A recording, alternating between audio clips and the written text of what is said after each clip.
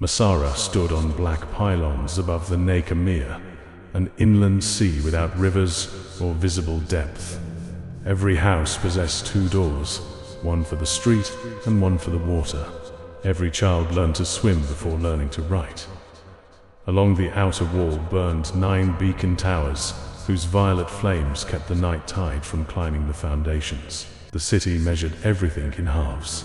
A bell rang when the cisterns fell half empty. Debtors were pardoned after half a lifetime. Sailors turned their cups upside down when half the moon was gone. Ossarans believed disaster entered through anything neither full nor empty. Liora Vask kept the 9th beacon, the farthest tower, and the first swallowed by storms. She had pulled 37 people from the mere and remembered every face, though few remembered hers. The city praised rescuers in public and avoided them in private. Too much acquaintance with death was considered contagious. Only Senra Edevane visited her without invitation. Senra was an astronomer, physician, and professional disappointment to 3 ancient families. She refused every ceremonial bond proposed to her, wore no household colors, and spent her nights mapping the white burden, a pale sphere whose path had shifted a finger's width closer to the horizon each year. Liora brought her food. Senra repaired Liora's burned hands. Neither called the other sister. Neither needed to. One winter, Senra calculated that the white burden would touch the mere within 9 years. When Liora asked what would happen then, Senra answered, "The sky will meet its reflection, and one of them will have to become false."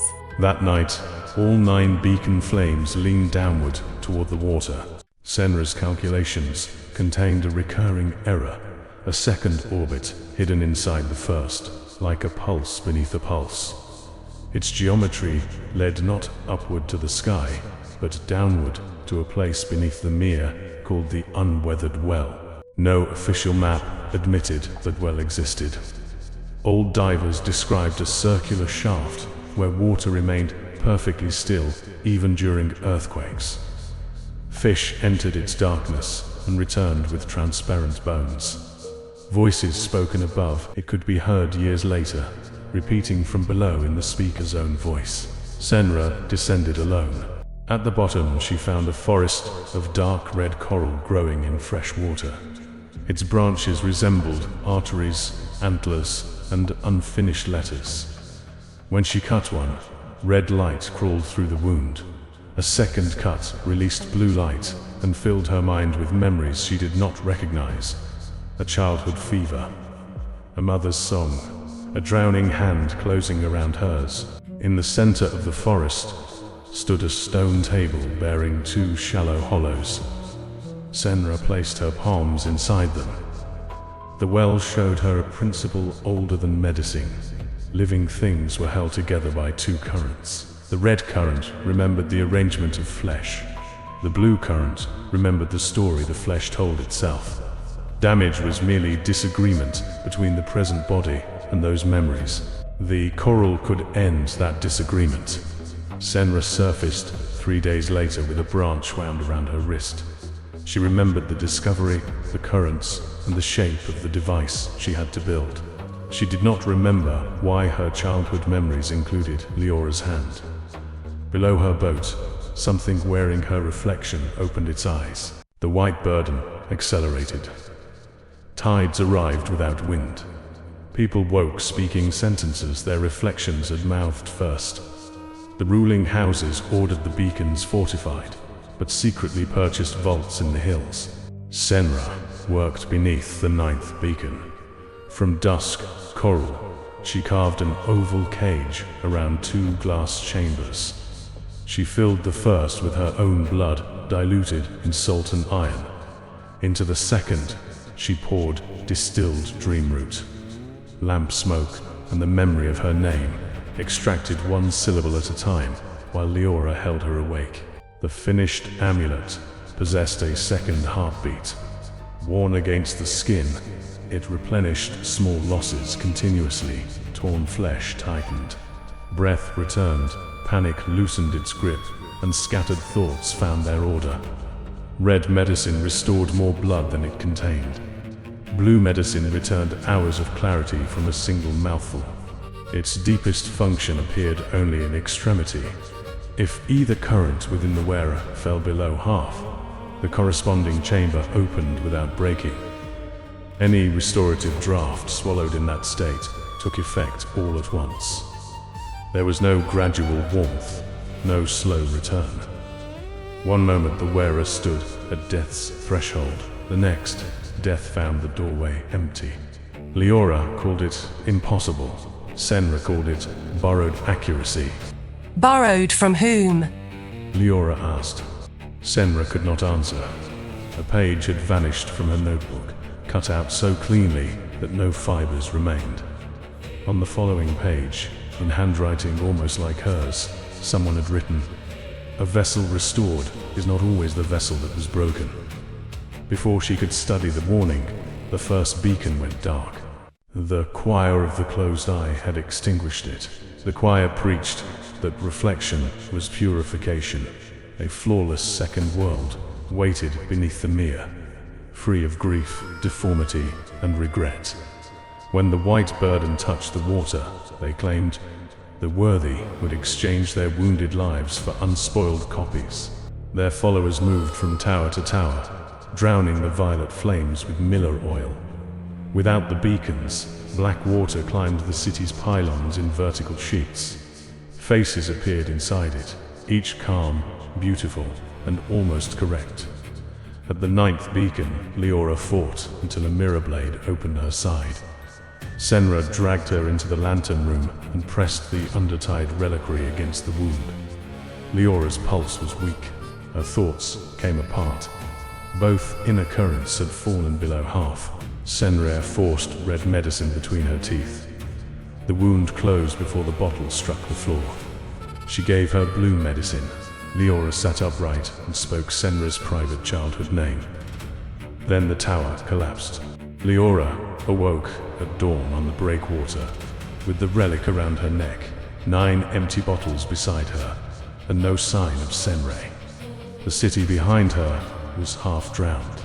8 beacons were dead. The 9th burned weakly from a brazier she did not remember lighting. Inside her coat, she found Senra's final chart. It marked a path through the flooded districts and ended at the Unweathered Well. Across the margin ran a command: light them in reverse. Do not trust the moon above you. Liora began walking. Each beacon demanded a different wound. At the 8th, Liora crossed a bridge made from the chained bodies of reflected citizens who begged her not to wake them. At the 7th, the choir filled the stairs with a perfume that erased intention. At the 6th, she found children hiding inside a dry cistern, while their smiling copies knocked from the other side of the stone. The reliquary kept her moving. It fed warmth into her blood and cool order into her thoughts. Every red draft became stronger. Every blue draft sharpened the world. Whenever she fell below half, recovery came like violence, a crimson flash behind the eyes, a blue note beneath the tongue, and a sudden absence of pain. But other absences followed. After the 8th beacon, Liora forgot the name of the first person she had rescued. After the 7th, she could no longer remember her father's face. After the 6th, she began writing with Senra's narrow, left-slanted hand. She developed a hatred of pears, an affection for rain on copper roofs, and intimate knowledge of an observatory she had entered only twice. Strangers called her Dr. Edevane. Old patients thanked her for treatments Liora had never performed. When she looked into standing water, Senra's face appeared a heartbeat before her own. At the 4th beacon, Liora drank red medicine after a spear passed through her lung. The reliquary restored her instantly. When she rose, she knew the position of every bone in the attacker's hand and broke it with a physician's precision. She understood then that the relic was not only closing wounds, it was correcting her. Liora reached Senra's abandoned observatory between the 3rd and 2nd beacons. The white burden filled half the sky, yet every telescope pointed down through holes drilled in the floor. In a sealed cabinet she found hundreds of drawings of her own body. Some showed the scars she carried. Others showed organs subtly rearranged to resemble Senra's. Beneath them lay a ledger of emergency restorations, each followed by the same progression: foreign memory, altered habit, facial convergence, replacement of name. Senra's hidden recording waited in a cylinder of blue glass. Her voice explained that dust coral did not understand healing. It understood resemblance. Faced with a damaged life, it searched for the nearest complete pattern and forced the damage to conform. Senra had placed her own red and blue currents inside the amulet because no other pattern was available when Liora lay dying. I thought I was giving you a road back. The recording said.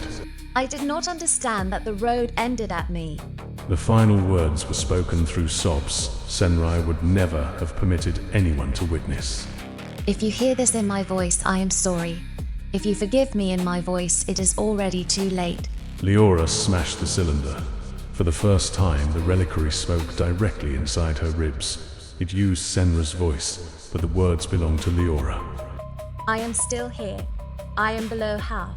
Outside, the choir extinguished the second beacon. The city tilted toward the mere.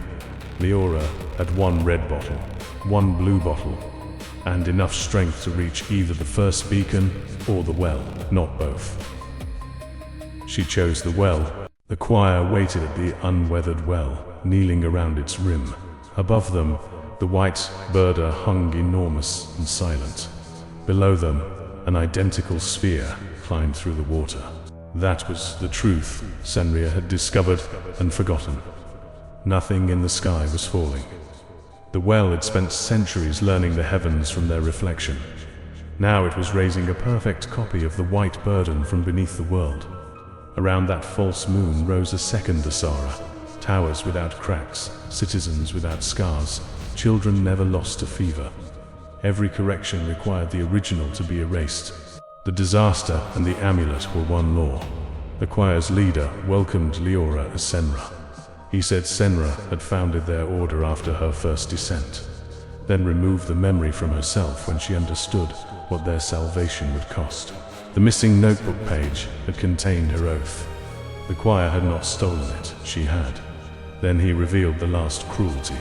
Years before either woman could remember, a child named Senra had drowned in the well. The coral restored her instantly by dividing the event into two complete lives. One child carried the body that survived. The other carried the terror, defiance, and dying hand that refused to let go. The second child was found on the shore without a name, and later became Liora Vask. They had never been strangers who became friends.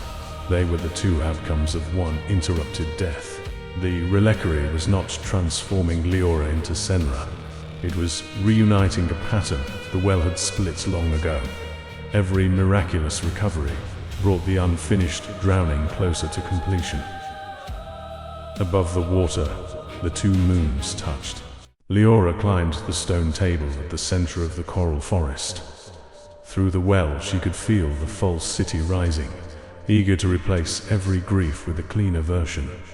She could also feel Senra inside the reliquary, not a ghost, not a captor, but the remembered shape toward which the coral pulled them both. The first beacon could still be lit from below. Its roots ran through the well as veins of violet mineral. To ignite them, someone had to pour both currents into the stone at once. Liora drank the final red bottle. Her failing heart rebuilt itself in a single brutal beat. Senra's face replaced hers in every reflection. She drank the final blue bottle. A lifetime of Senra's memories opened inside her. The observatory, the first descent, the erased oath, the unbearable recognition that Liora was the part of her that had once chosen to fight for breath. Liora's own memories began to close. Before the last one vanished, she tore the amulet from her neck and drove it into the stone table. Red and blue currents flooded the beacon roots. All 9 towers ignited in reverse order, drawing a violet wound across the mere. The reflected moon shattered. The flawless second Ossara broke into millions of faces, each silently astonished to learn it had never lived. At dawn, a woman emerged from the water. She had Liora's scars, Senra's eyes, and memories belonging to both, though whenever asked her name, she answered. Senra Edevane. Ossara celebrated the dead physician who had somehow returned to save them. No one remembered the keeper of the ninth beacon. The Undertide Reliquary remained in the well, its chambers empty. Years later, a fevered thief descended in search of coral. He collapsed beside the stone table with his body and mind both nearly spent. From inside the amulet, a woman whispered a name the world had forgotten. The thief drank from his last bottle. Two currents began to rise.